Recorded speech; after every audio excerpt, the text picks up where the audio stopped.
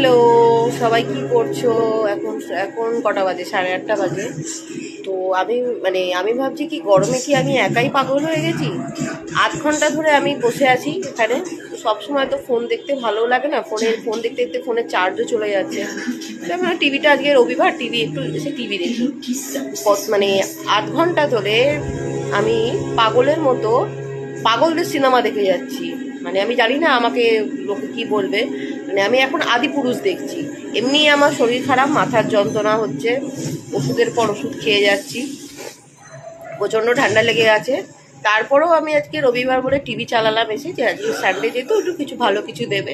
তো ভালো কিছুর মধ্যে আমি 8 ঘন্টা ধরে আদিপুরুষ দেখে যাচ্ছি, যেটা আমার খেয়াল নেই। এই দেখো, এখন আমি আদিপুরুষ দেখছি। আমার মাথাটা সত্যিই খারাপ হয়ে গেছে। তাই ভাবলাম তোমাদের সাথে একটু শেয়ার করি যে আমার মাথা খারাপ হয়ে গেছে।